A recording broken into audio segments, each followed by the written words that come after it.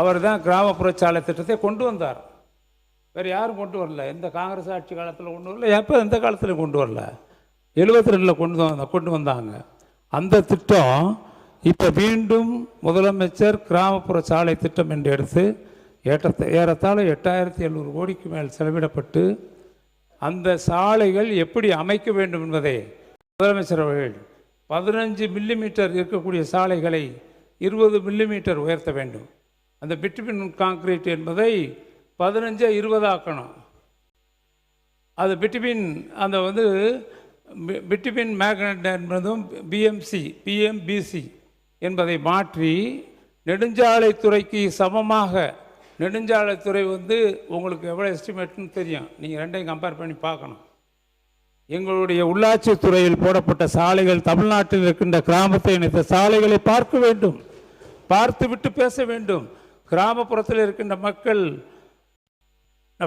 நம்முடைய கலைஞர் கனவு இல்லத்தையும் நம்முடைய முதலமைச்சர் சாலை திட்டத்தையும் இன்னும் மறக்க மாட்டார்கள். இப்படிப்பட்ட சாலைகள் போடப்பட வேண்டும் என்பார்கள்.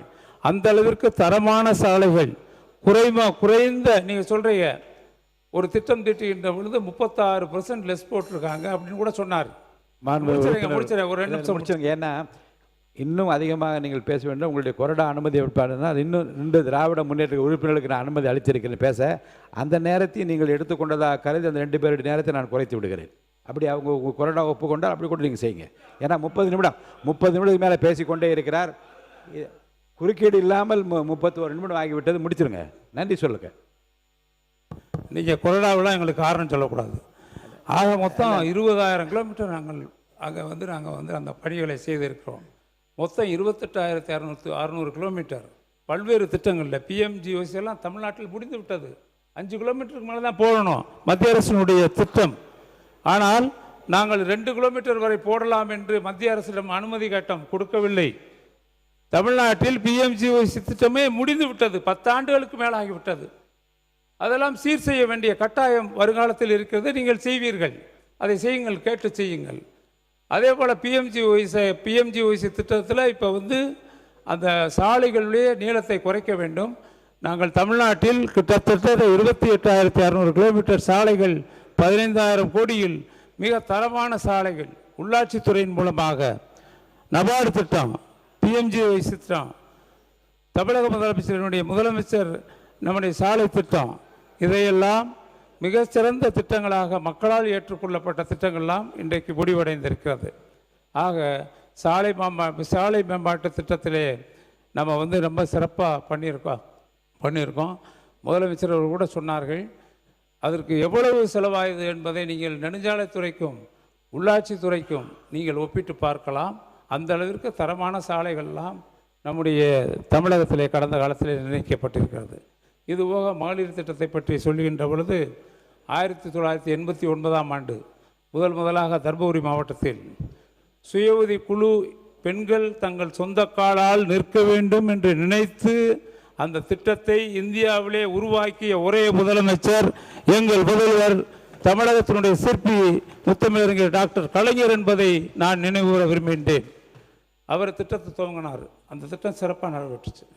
எந்த கடை வாங்கினாலும் பெண்கள் வயிற்றை கட்டி வாயை கட்டி கூட கடன், ஆண்களுக்கு யாரும் கடன் கொடுக்க மாட்டான், பெண்களுக்குன்னா கடன் கொடுப்பான். பெண்கள் கடன் கொடுத்தா அது ரொம்ப சிக்கனமாக வைத்து அந்த கடனை திருப்பி வைப்பார்கள். பால் கணக்குனாலும் காலையில் கோடு போட்டுக்கிட்டுப்பாங்க. கிராமங்களில் வீடுகள் பார்க்கலாம், என்ன கோடு போட்டிருக்குன்னு, எத்தனை லிட்டரு பிச்சிருக்காங்கன்னு. அந்த அளவிற்கு ஒரு பெண்களுக்காக உருவாக்கப்பட்ட சுய உதவி குழு திட்டம். They are standing their own Lex.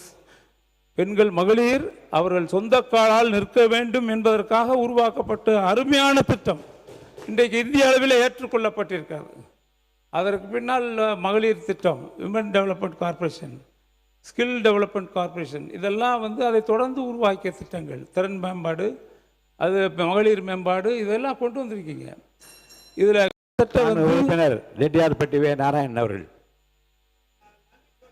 தப்பு 35 நிமிடம். நீங்கள் மான் உறுப்பினர் இல்லை, மிகவும் அனுபவம் வாய்ந்த ஒரு மூத்த உறுப்பினர். சில கருத்துக்கள் அரசுக்கு பயனுள்ளதாக இருக்கும் என்ற அடிப்படையில் தான் உங்களை இவ்வளோ நேரம் நான் பேச அனுமதித்து 30 நிமிடம் ஆகிவிட்டது. நன்றி சொல்லி முடிச்சிடணும், நன்றி சொல்லி முடிச்சிடணும். நன்றி சொல்லுங்க. இதில் ரொம்ப முக்கியமாக ஜூலை மாதம் பார்த்தீங்கன்னா இந்திய அளவிலே இந்த விபிஜி ராம்ஜி திட்டம் மிக சரிவான நிலையில் இருக்கிறது. தமிழகத்தில் 71 லட்சம் பேருக்கு தான் வேலைவாய்ப்பு வழங்கப்பட்டிருப்பதாக ஒரு மாத காலத்தில் 71 லட்சம். கடந்த ஆண்டை ஒப்பிட்டு பார்த்தால் 2,41 லட்சம் பேருக்கு மகாத்மா காந்தி வேலை உறுதியளிப்பு திட்டத்தில் வழங்கப்பட்டிருக்கிறது. இதனுடைய தொடர்ச்சியாக நாம் பார்க்கின்ற பொழுது இந்த மகளிர் மேம்பாட்டு திட்டத்தை பொறுத்தளவில் இதில் 1 லட்சம் கோடி கடன் இணைத்திருக்கிறார்கள் எங்களுடைய அரசு. அதுபோக ஸ்கில் டெவலப்மெண்ட் கொண்டு வந்திருக்காங்க. ஸ்கில் ரெஜிஸ்ட்ரி எங்களுடைய முதலமைச்சர் ஓப்பன் பண்ணியிருக்காங்க. இதில் அந்த இருக்கக்கூடிய பெண்கள் பணியாற்றக்கூடிய பெண்களுடைய ஏறத்தாழ 15,000 பேர் அதில் 15,000 குழுக்களுடைய அந்த ஸ்கில் அந்த திறன் மேம்பாட்டு பயிற்சி பெற்றவர்கள் பிளாக் டெவலப்மெண்ட் டெவலப்மெண்ட்டில் அளவில் இருக்கக்கூடிய அந்த அதில் இப்போ ஏற்கனவே பணியாற்றியவர்களுடைய பட்டியலை பதிவு செய்வது, அந்த ஸ்கில் ரெஜிஸ்ட்ரியில் பதிவு செய்வது என்று திட்டமிட்டு அதை டிஜிட்டல் உறுப்பினர் Reddiyarpatti Narayana point of order பேசு. முன்னாள் முதலமைச்சர் எடப்பாடி கே பழனிசாமி அவர்கள் பேசு. மாண்புமிகு பேரவைத் தலைவர் அவர்களே, மாண்புமிகு கனிவளத்துறை அமைச்சரனுடைய கவனத்திற்கு, தற்போது மாண்புமிகு ஆட்சி அமைந்தவுடனே மாண்புமிகு கனிவளத்துறை அமைச்சர்கள் தமிழ்நாடு பூரா சுற்றுப்பயணம் செய்து அந்த குவாரிகள்லாம் ஆய்வு செஞ்சாங்க. அந்த ஆய்வில் செய்வதில் தவறு இல்லை, அமைச்சருடைய கடமை. அதில் பல நடைபெற்றதாக கண்டுபிடிக்கப்பட்டாலும் அதுவும் தவறு இல்லை. ஆனால் கண்டுபிடிக்கப்பட்ட பிறகு பல குவாரிகள் மூடப்பட்டு விட்டது. பல மாவட்டங்களில் மூடப்பட்டு சீல் வைக்கப்பட்டு விட்டது. அதனால் உற்பத்தி குறைஞ்சிட்டது. தேவை எதையும் உற்பத்தி குறைஞ்சி அதனால் விலை ஏற்றம். இப்பொழுது புதிய திட்டங்கள் நிறைய அறிவிச்சிருக்கிறீங்க. நிறைய இதில் நெடுஞ்சாலைத்துறையிலும் சரி, அல்லது பொதுப்பணித்துறையிலும் சரி, பாலங்கள் கட்டுதல், வீடுகள் கட்டுதல், இப்படிப்பட்ட பல துறைகளுக்கு ஜல்லி எம்சாண்ட் தேவை. ஆகவே இந்த அரசு இந்த உற்பத்தியை ஜல்லி எம்சாண்ட் உற்பத்தியை அதிகரித்து விலையை குறைப்பதற்கு ஏதாவது திட்டங்கள் வைத்திருக்காங்க என்று தங்கள் வாயிலாக அறிய விரும்புகிறேன். பேரவைத் தலைவர் ஒரே பேரவைத் தலைவர்களே, அதோடு மாண்புமிகு மூத்த உறுப்பினர்கள் பேசுகின்ற பொழுது பசுமை வீடுகளை பற்றி குறிப்பிட்டார்கள். 2019 இறுதியில் 2020 வரை ஊரடங்கு நிலை இருந்தது, கொரோனா காலமாக இருந்தது. அப்பொழுது அந்த திட்டம் முழுமையாக நிறைவேற்றப்படவில்லை, அதனால் தடைபட்டது என்பதையும் தங்களுடைய கவனத்துக்கு கொண்டு மாண்புமிகு அமைச்சர்கள். மாண்புமிகு பேரவைத் தலைவர் அவர்களே, மாண்புமிகு தமிழ்நாடு முதலமைச்சர் அவர்களே, அதாவது பெருமளவு கனிம வளம் பக்கத்து ஸ்டேட்ஸுக்கு போய்கிட்டு இருந்த ஒரு தகவல் கிடச்சிச்சு. இதுவரைக்கும் தமிழக வரலாற்றிலேயே நம்ம மக்களுக்கான தேவையை பூர்த்தி செய்கிறதுக்கு இங்கே உள்ள கனிம வளங்களை நம்ம மக்களுக்கு கொடுக்கணும் அப்படிங்கிற ஒரு நோக்கத்தோட அண்டை மாநிலத்துக்கு செல்லும் கனிம வளத்துக்கு தடை போட்ட ஒரே முதலமைச்சர் நம்ம தமிழக முதலமைச்சர். இந்த மாதிரி பல்வேறு முயற்சிகளை எடுத்துக்கிட்டு இருக்கோம். விரிவாக மானிய கோரிக்கையில் உங்கள்கிட்ட சொல்கிறேன். பேரவைத் தலைவர் வாயிலாக உறுப்பினர் ரெட்டியார்பட்டி நாராயணன் அவர்கள்.